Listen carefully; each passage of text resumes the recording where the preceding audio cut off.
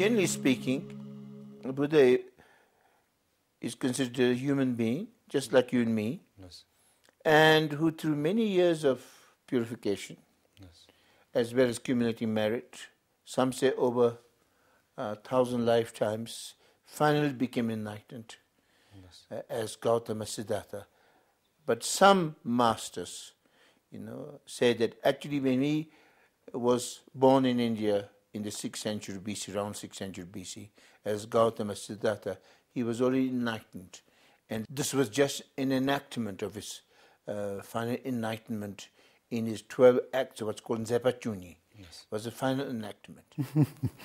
That's a very good question. Yes. Buddha, for me, is a great human being, a great human master who has achieved the highest wisdom and highest compassion that the human mind can achieve. And so Shakyamuni Buddha is our ultimate refuge and master. Yes. And he's like our idol, Yes. right? Yes. He's the idol that we follow. Or he's just an ordinary human being. I mean, he was an ordinary human being, Yes. and then he became a completely enlightened Buddha, and so he's exceptional, a human master. Yes. Which doesn't mean that that Buddha doesn't have the omniscience or things like that. Definitely he does, and what Buddha taught is that we should follow him as an example, as a teacher, not worship him as a god, Yes. right, or a supernatural being. Yes. Yes. This is a very important question, and as you put it very rightly, requires a lot of time to explain this, but it is, since it's a very important and personal.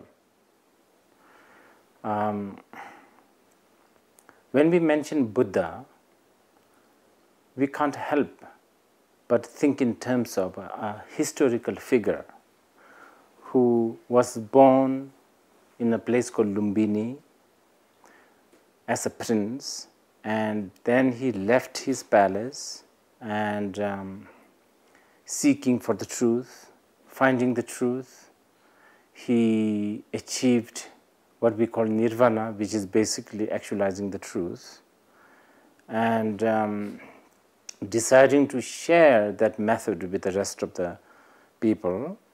And by doing so, he went to Varanasi, and there he taught the first sermon. And unlike immortal beings, he was passed into the parinirvana in a place called Kushinagar. So this is a historical sort of figure. Now, in Buddhism, especially in the Mahayana Buddhism, the Buddha is none other than our own ultimate innate nature, which exists is probably not the right word, but it is there. Like when you see a water, there is moisture. You cannot separate water and moisture. When you see a fire, you cannot separate fire and the heat. Sort of the innate ingredient, if you like, innate nature of the being, not just human being, butterfly, mosquitoes, tigers, all beings have that nature, and that is essentially the real Buddha. I will say that we always have to understand two Buddha. One is the inner Buddha and outer Buddha. So inner Buddha will be one's own clear and empty nature of one's own mind. That is the Buddha. And because Buddha Shakyamuni or Buddha Guru Padmasambhava, these Buddha realize the clear and empty nature of the mind, then they become Buddha. So because they have realized it, they are so, and they are separate from us right now. So we call them the outside Buddha or external Buddha. We pray to them, take refuge. But ultimately we do it, we take refuge in the three external Jevu so that we will realize the Buddha Dharma within ourselves. So I will say it is, more of one's own nature of the mind. Now, regarding to the question, who is Buddha? Buddha is not exactly, how would I say, well, this is none of my theory or something that I've created. It's all the teachings that I've seen from the books or I've heard from my own teachers. What I think is that Buddha is actually a resemblance of sort of like us. Of course, the Buddha was enlightened before. That's what is written in the text. And Buddha was rebirthed to this world to show all the sentient beings the way of living and the path of to, free from this ocean of samsara or the notion of pain. So, in that case, I would say the Buddha, or I think, what I feel, personal perception of Buddha is he is the truth of us. In what way I would say is that the Buddha actually taught like us, did things like we do, felt all the necessities, all the livelihood that we human beings go through, Buddha went through and showed us that this is not only the limit, that the way we live is just a very tiny little short part or a little particle of our view. But people look, there is the way out, there is a door, must see the door. But if you want to go through this door or not, that's up to you, but I will show you the way. So in that way I would say, if we need to explain about Buddha, it is a huge, vast sort of a subject. But what I know a little bit from what I think and what I've heard from my teacher is that Buddha is the truth of us. That's what I would like to say.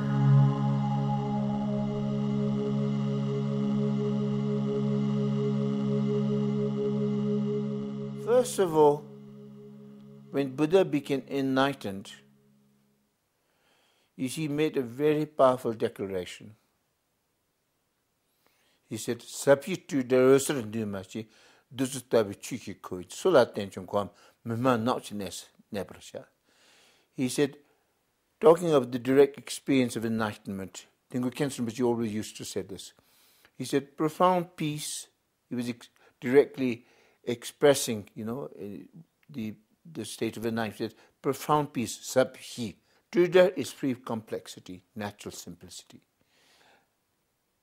Uncompounded luminosity, because everything in this life is, you see, what is born must die, every meeting, separation, every gathering is dispersion. So that everything's compounded, because everything compounded is source of suffering and is impermanent. Whereas what you realize, the ultimate, the truth of enlightenment is uncompounded, uncreated, beyond birth, beyond death, beyond description, it says. So it is luminosity, the clear-like nature mind, the state of enlightenment, substitutors and dimashe. The nectar-like truth I have found, but to so over I shall share.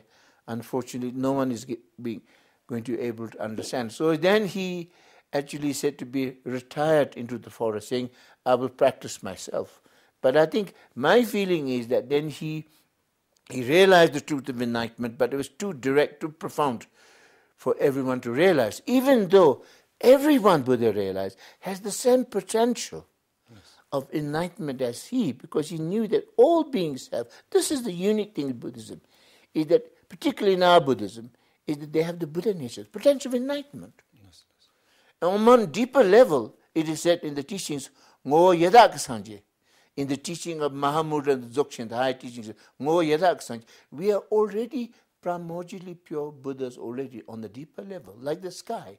Yes. Yet the clouds of obscuration, as is said in the teachings, Semchen and Sanje, all sentient beings are Buddhas, but they are temporarily obscured by adventitious stains. What are the adventitious stains?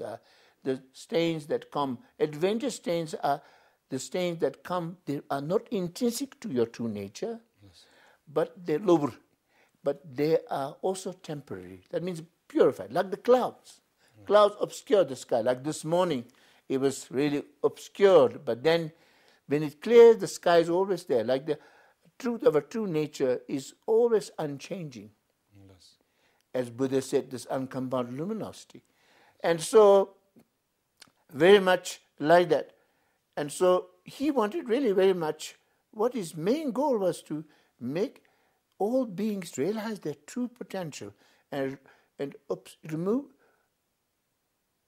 purify their ignorance and negative emotions, destructive emotions, and then to really bring up the realization of that omniscience and bring to the state of enlightenment. That he wanted to show. That was the main goal. But however, if he would teach directly, no one's able to understand. So he retired, and I feel then he, if you were to put it more in a simple, he developed a whole methodology, a way of, and then he started teaching very simply. He turned 3 wheels of the Dharma, turned the 3 wheels of the Dharma, 3 major teachings. First at Saranath, where he taught on the 4 Noble Truths. Yes. The second at Vajravi, Rajagir, the Vulture Peak Mountain, you know, near Bodh Gaya, you know. There he taught on the Prajna Paramita, Wisdom Sutras, where he taught on Shunyata or Tongbani. And which is the basis of Mahayana very much. And then he taught in sacred places, he taught the Vajrayana. So 3 main. But the first is the teaching of the 4 Noble Truths, which I will bring a little bit essentially here. But then, so they developed slowly in order to, according to the capacity of the propensity of each individual, he began to teach. So that's why teaching Buddha is not one, but so skillful in, you know, for different people with different capacities. So you're asking me now to share a very simple, very simple essential, that according to my master like Khyentse Rinpoche and others who would say, even though the teaching Buddha is very vast, like as you said before, the word Buddha alone, what Buddha taught alone is over 100 volumes, which is Kangyu. And the word of the great Indian masters is over 200 volumes, thank you. But that when he was asked to essentialize his teachings, he said, Dikpa chum mizaki, gyawa punsun sobache, rangi semni undin sangit tembayi. Dikpa chum mizaki, Dikpa is chum mizaki, meaning commit not a single unwholesome action. Now, but then you might wonder, how can I possibly not commit a single unwholesome action? But the real masters, you see, when like Khyentse Rinpoche and others, when they really teach, they say, what it really means is, as much as possible, abandon all the negative, harmful actions of the body, speech, and mind, because that is the cause of suffering. Yes. On the other hand, cultivate the virtue means, you see, as much as possible, adopt a wholesome, beneficial actions, which are the cause of happiness. In fact, when you talk about the 4 Noble Truths are rather the basis of Buddha Dharma. First of all, 4 Noble Truths are truth of suffering, truth of origin of suffering, cessation and path leading to cessation. Basically means 2 is about samsara, 2 is about nirvana, because actually it's quite complicated, but if I say very simply, what it really means is that when you, like, for example, when we are in this world, there is so much frustration, suffering, particularly in the modern world, stress. Yes. Stress is dukkha, or suffering, dungar. Yes. And so much suffering, all this. So that is a fact, we can see. But they're always taught on the basis of reality. Now, but then Buddha said, suffering must be known, but also its cause must be banished. So you have to look, what is the cause of suffering? Cause of suffering is ignorance, negative emotion, negative actions. So that we must abandon. Yes. Now, then if you say, is there a way out of the suffering? There is, that's nirvana, cessation. Cessation means cessation of suffering, there is. But how to follow? Following wisdom, knowledge and wisdom, which counteracts ignorance, overcomes ignorance. Then positive emotions such as love, compassion, you develop that. And engage in positive, wholesome, beneficial actions, which will result in, ultimately, in the happiness of lasting happiness of enlightenment.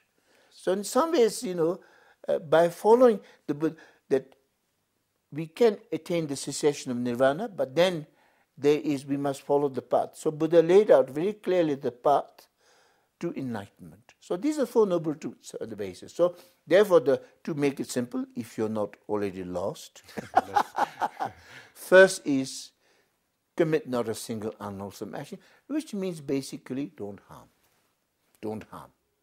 Many great lamas always say, if you cannot help, at least don't harm. Most important of all, don't keep malice and hatred in your heart. Yes. Keep your mind and heart pure. Yes. Secondly, cultivate the wealth of virtue. Means, of course, the first one is, if you don't want suffering, then you must remove, because everything is cause and effect. Legunde. Because everything is interdependent. Legunde. So therefore, if you don't want suffering, then you must abandon the cause of suffering, which is ignorance, negative emotions, and negative actions. And if you want happiness, then you must develop wisdom, knowledge, positive emotions such as love, compassion, and beneficial, meritorious actions. Yes. So that's really the basis of that, what Buddha taught. So therefore, very much so most important, as the great master said, Lama say, don't harm, refrain from harming. And the first point is actually Buddha says, do not harm. Because if you harm others, actually you harm yourself most. Yes. If you help others, you help yourself most. So therefore, not to harm. Second is very much, instead you help others and develop good heart, kindness and compassion. Like Dalai Lama, I had the honor to accompany his Lama first ever visit to the West. And on that occasion, he would always say, my religion is very simple, my religion is kindness. Really developing me always the good heart. Because in our culture, in our spiritual culture, we value good heart. So much so that there was a great master called Atisha, great master of compassion. And he, whenever he meet people, he would always ask, he would not say, how's your family, how's your, health, or cat, or dog. He would just ask, how's your good heart today? Because good heart is most important. Because good heart we must develop that. If we develop the good heart, that is the basis or the raw material of Jangchub Shing, yes, or Bodhi, Jangchub Shing, and also enlightenment. Yes. So the first thing is abandon harm. Second thing is cultivate virtue. Basically, it's interesting. Like Kenshin used to say, these 3 lines,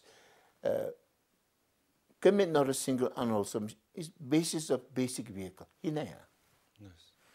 And cultivate virtue is basis of maya. Yes. And to tame this mind of ours, basis of vajrayana. Yes. Also, you can put it very simply, the commit not a single unwholesome action, basis of peace. Cultivate virtue is compassion. Yes.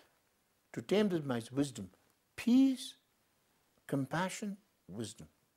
Very simply like that. Yes. So, those are important. What we see, we must abandon negative actions. Because, for example, the basic practice that's done on the basic level of the Buddha Dharma is taking refuge. Jamdro, Japsantoba. Once you take refuge, then the precept of refuge is not harming others. Refraining from harm is the basis of the basic vehicle. Then in Mahayana, of course, is developing love, compassion, and the realizing wisdom of Tongpanyi or Shunyata. But the most important is the third line. Ranga Semdios, to tame this mind of ours. In fact, many great masters like Yushin Khenpo, who lived in Bhutan, and he often used to say the entire teaching of Buddha, if you were to say, is summed up to one statement by the Buddha, which is Ranga Semdios, to tame this mind, to overcome, to transform this mind of ours. Because if you tame or transform, conquer this mind of ours, then what happens? our own experience and perception is transformed. Thereby, even the appearance circumstance is different. I know very much that, if you work with the teachings, work with meditation, compassion, and higher wisdom of nature, mind, really, when you transform your mind, all of your perception, experience transform. Thereby, even the appearances will be different. How you see life is different. You have more pure perception of things.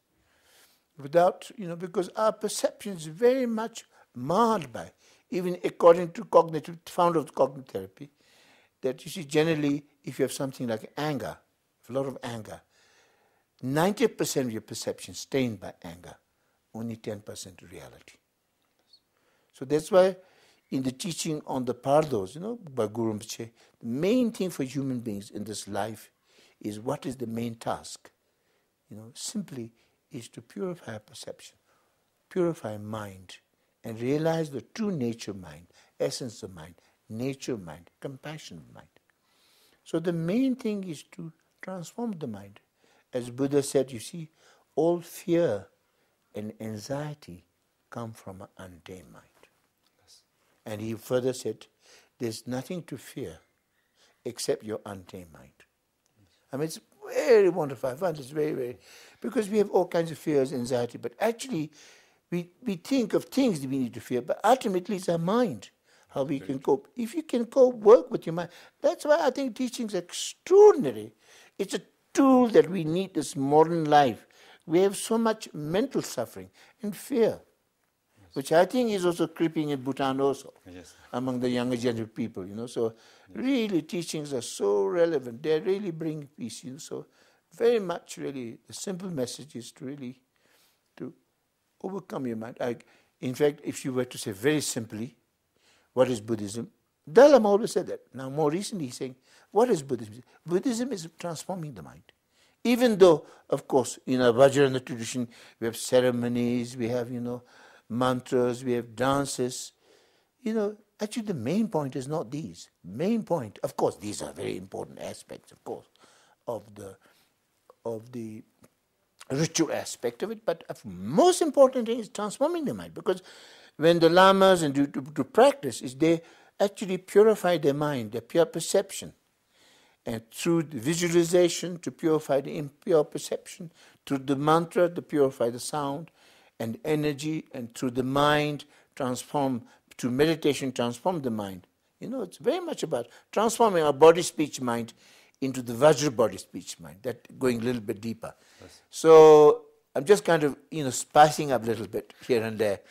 Yes. And that very important, therefore, is main thing is about transforming the mind, really transform the mind. Buddhism is about transforming the mind. Well, I always say this, the Siddhartha's journey to awakening, Siddhartha's journey to enlightenment was not really inspired by great faith from the beginning, of course. So, like maybe many people lack faith in the beginning. There's no problem. Siddhartha's journey did not start like that. Siddhartha's journey began with question, right? Not with answers. Yes. Begin with questions. Like, for example, I think we always teach this. When Siddhartha went on, exploring the world outside his palace, right? And he saw these 4 different things, right? Old age, sickness, death, and sannyasi, meditating. So when he saw each one of these, he kept asking his, driver, a friend, what's happening? What is this? Right? Very inquisitive. So that kind of inquisitiveness led him to the path and the result of awakening and enlightenment. So that's how I think we need to follow. To question our existence, we have to be inquisitive, and we have to really explore our mind. Right? Explore our mind, and we have to explore our world, our reality. We never question right now, We never question about the existence of the table. We just take it blindly, that, there's the table here. So this is the greatest blind faith. right? This samsaric belief. Yes. Rinpoche was sharing something about seeing is believing yesterday. Yes. And if Rinpoche could share something about that, about Rinpoche said that as according to the Buddha, that is not so. For our viewers who are not there in RIM, if Rinpoche could share something. Well, like we have this blind faith, as I was talking earlier, that we don't question whether the table is truly existent or not. We believe it is existent because we see it, right? Yes. We see it's there. But from Buddha's teaching point of view, seeing is not really believing, because Buddha said that our sense faculties, they are not really able to see the reality. It's not, it's confused, sense faculties. Yes. And there's one 20th century Buddhist teacher who made this funny statement. Yes. He said, okay, if we have these two eyes, not in horizontal way, but vertical, vertical way. Yes. And he said, we can be pretty sure that we'll see the world differently, not the way we see it now. Yes. Would Rinpoche like to share that story, which I found very nice yesterday? One female Buddhist friend of yours. If Rinpoche feels it's appropriate, or yes, definitely. Like in the Buddhist teaching, we always search for happiness. Yes.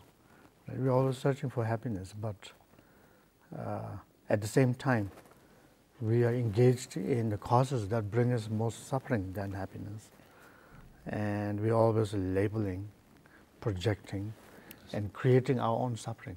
Yes. Right? Our own suffering, our suffering is usually, if you really look back, in a more kind of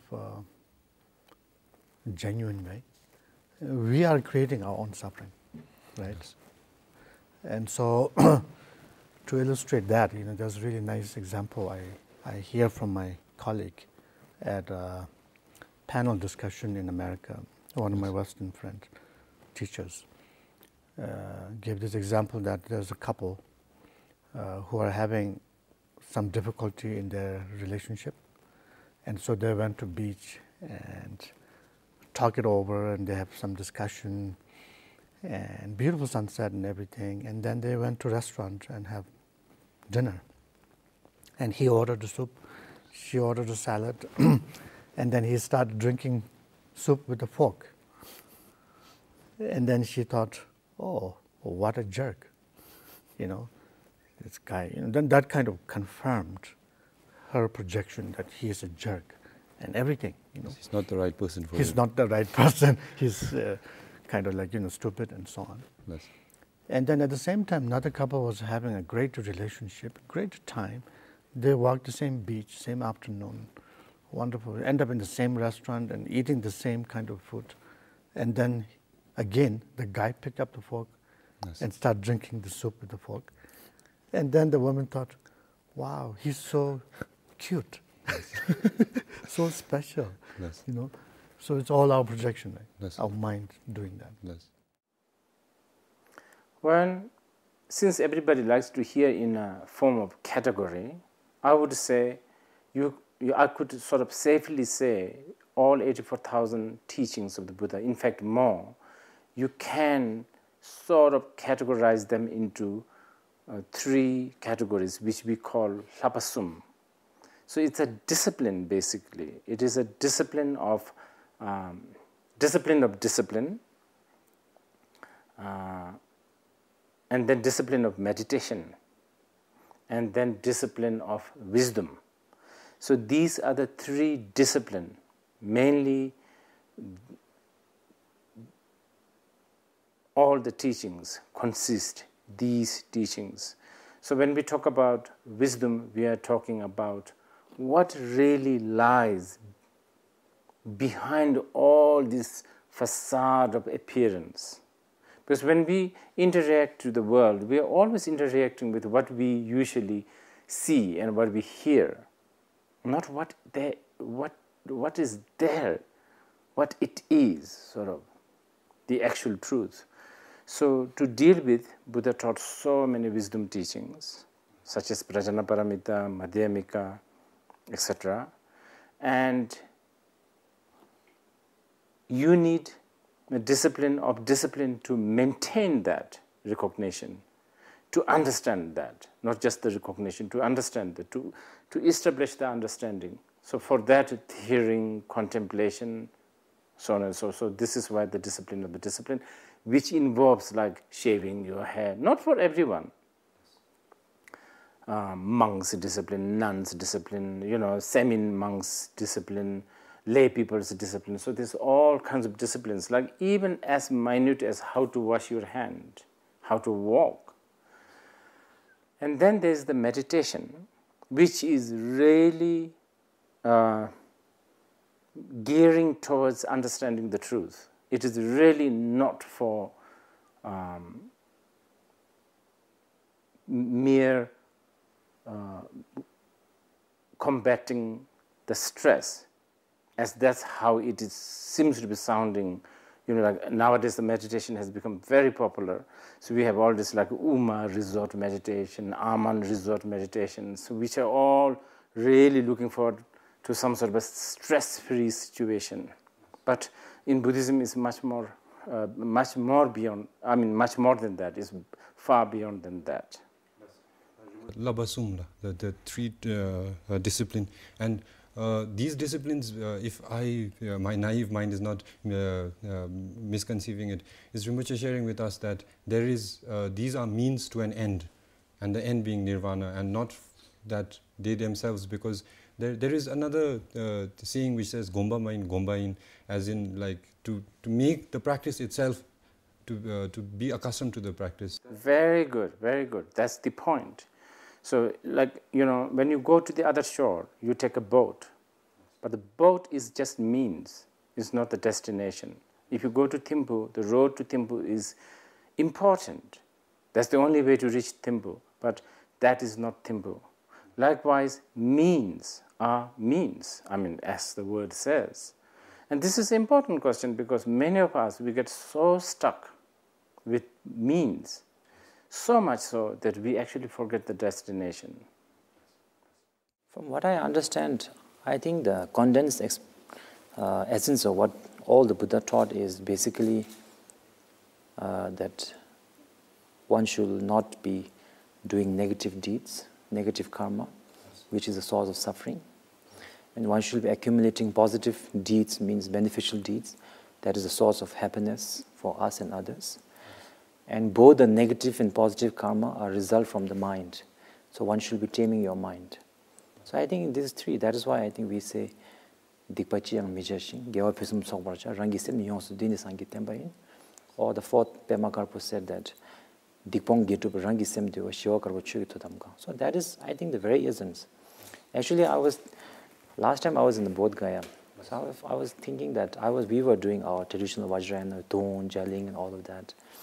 And there was, I think, on the other side, there was a Sri Lankan, they were doing other things. Bangladesh Buddhists, they were doing. And Thai, they were carrying some flowers and going around. So I was thinking that if I was a new Buddhist or newcomer, it would look like, are they all really Buddhist or are they like totally, like different religion? But then I was thinking, then I remembered this essence, and I was thinking that if you go to a Thai monk and ask, are you trying to purify negative karma? Are you trying to accumulate merit? Are you trying to transform your mind? They have to say yes. You go to Bangladesh, the same answer. They cannot say no to these three. So I think these three are the essence, in my opinion. I think about a few years ago, I was in Ladakh. There also, we have a lot of monasteries that are related to Drupal lineage, so we do a lot of work there. So one of the Ladakhi, he's quite a, well-known person in Ladakh. So he was telling me that why is Buddhist teachings are so simple, Buddha's message are so simple, why do we have so many different lineages, tradition? Why can't we just make it one and so simple? Yes. So I was kind of sharing with my friend that the fact that in the Buddhist teaching we have different traditions and different lineages is not something negative but something positive.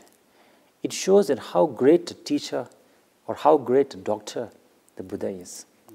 I always joke that if you go to a doctor who is not very knowledgeable or lazy, he'll probably, whatever complaint, stomach complaint, heart complaint, he'll just give you a painkiller and send you back. But a great doctor will give you different medicines. So similarly like that, and I think these different sort of makes the Buddhist teaching more rich. 84,000 teaching, the well known. We say in Choke and Chopung Jiri Jidong. And why Buddha taught particularly the number of 84,000 is, I'm sure everybody knows about this, but it's actually in order to sort of conceal or control or overcome our human the negative mentality, such as when we say in the Buddhism world we all have the drawing of the three poisons of anger, ignorance and attachment. So as the opposite of this, as to deal with this, like a tool to deal with this, Buddha taught the 84,000. So that's why, I would say there will be, if we have to count Buddha's teachings, it's countless teachings. That's what I would like to say. But if I think, what I think is that in all these teachings, one thing very amazing, of course all the teachings of Buddha are amazing, but the particular things, what he said, really simple things, as he said, such as the Four Noble Truths and these, is that the Buddha is so extremely, the words that he uses are so simple, but it's such a profound meaning, such as when Buddha said that all in this world there is suffering, the cause of suffering, the cessation of suffering, and the path to liberation. It seems to be so simple, but it has the deepest meaning of all. So that's why I would say, one thing we as a practitioner, and I'm sure other people feel like this, what I personally felt when I learned about the teachings of Buddha, even though I didn't read all 84,000 or other teachings, vast teachings, but simple things about emptiness, suffering, contemplation of the mind, it is so amazing. So it's like when you just read a little sentence of Buddha's teachings, you get like a knowledge that, knowing that it will be amazing, it will be extraordinary if we had if we could really put our diligence and interest to study all of it. So I think each and every detail of Buddha's teachings has its own meaning, but everything is related, and everything is like a answer, like a popping out answer to us. This is what I personally feel. Yes. So Rinpoche is sharing with us that not only, first of all, that the 84,000, the number that is why it's 84,000 is, like Rinpoche shared in the RTC teaching as well, that the Buddha Dharma is like an antidote. So the 84,000 is like an antidote for our mind, nyingmung, problems. And then Rinpoche is sharing with us that the Four Noble Truths, because I think nowadays, given the Western translation, there are so many pit instructions and oral transmissions being translated that people take for granted the Four Noble Truths. So Rinpoche is sharing with us that the Four Noble Truths by themselves are very deep and profound, and they could be taken as the essence of the Buddha Dharma. Yes.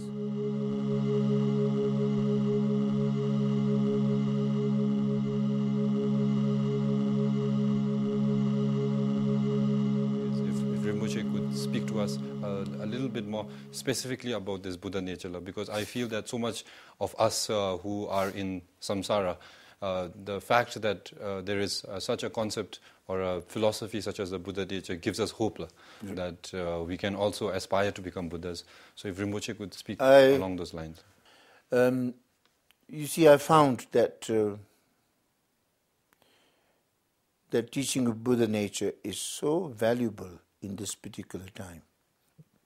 I notice with many of my students, when they go through self-doubt and also confusion, others, listening to teaching of Buddha nature and really realizing its ultimate message is so inspiring and so confident inspiring in a self-value.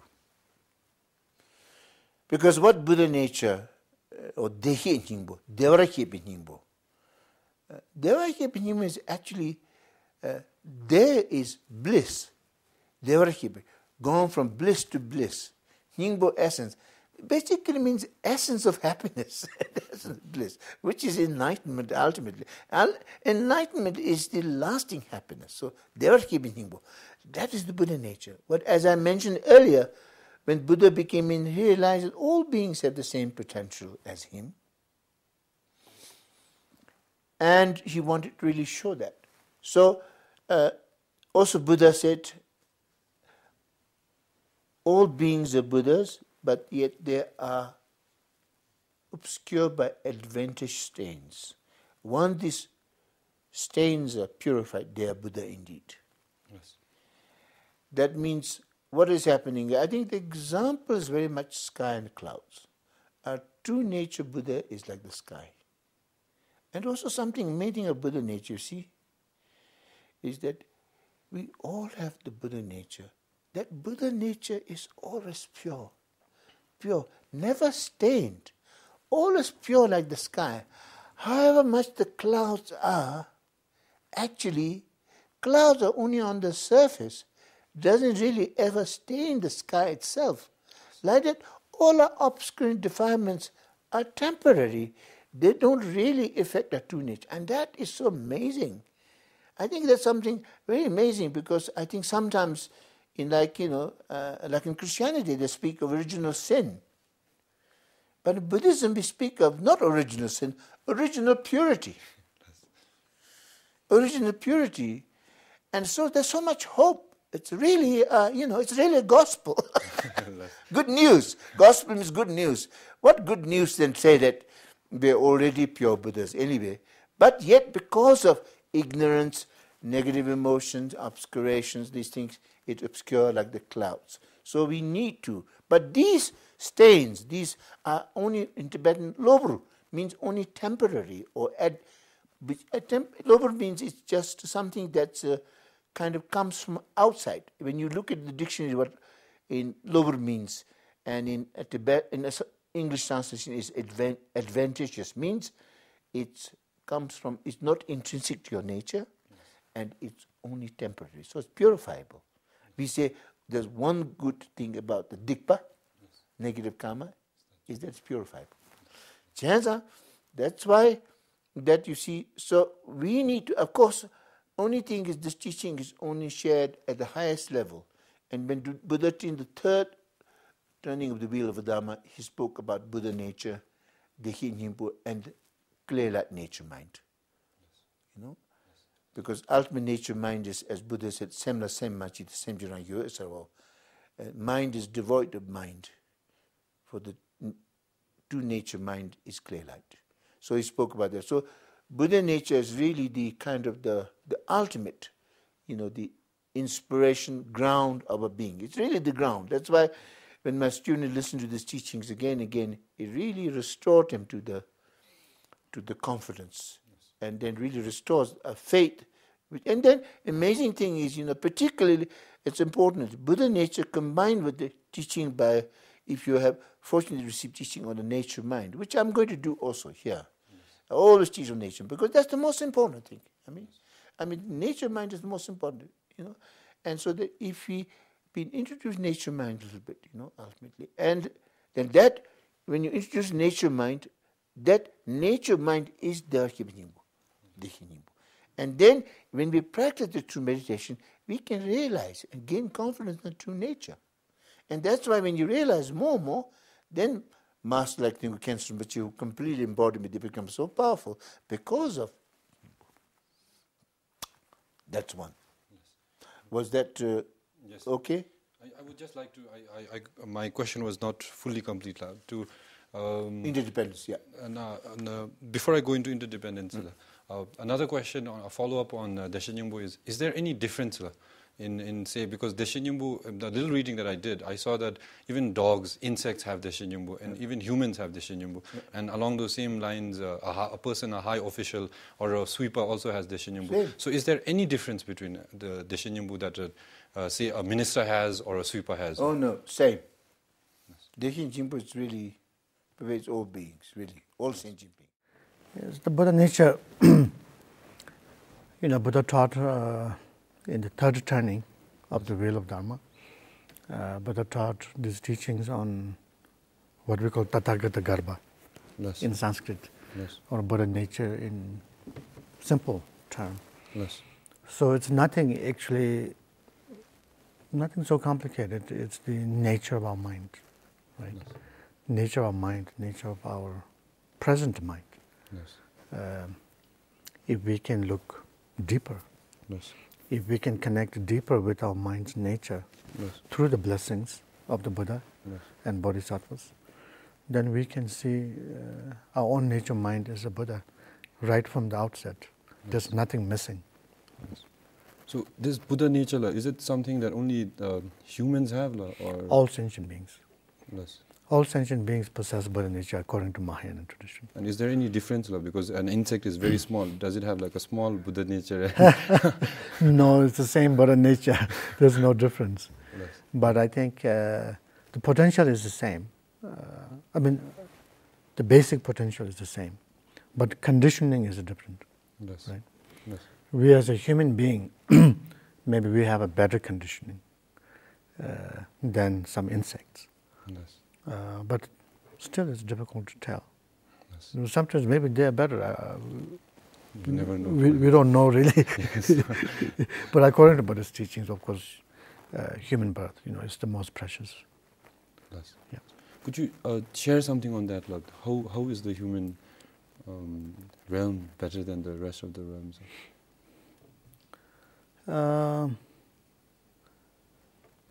One simple thing, simplest thing, is that human realm has enough balance in the sense that not too intense with suffering, and also not too distracted with too much happiness, like God realm. Right? The God realm has so much distraction, so we don't have any kind of interest in deeper enlightenment, so to speak. Right? Like some of the beach communities, they're always distracted.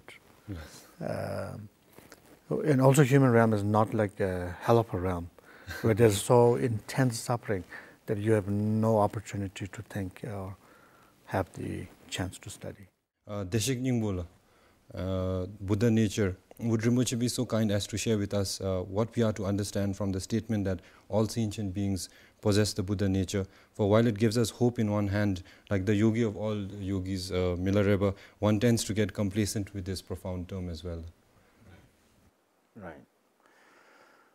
Yeah. When earlier I was talking about there is no such thing as separation between water and moisture. When water is, its biggest ingredient is the moisture. But having said that, we are looking at the river, but we don't get wet. So in a way, there is a little bit of, separation. Now, you and I, people here, we don't remotely look like what we call Buddha. Right? We have these strange ideas like Buddha has to look like this. Most of the time it's always made, painted by, some painters or whatever, kundas, all that. According to the Buddha Dharma, I'll try to answer your question. The Buddha nature is fundamentally, we have all these defilements like anger, the jealousy, the pride, whatever. All these are destroyable. They are not innate nature. They are removable. What does that prove? That proves that they are,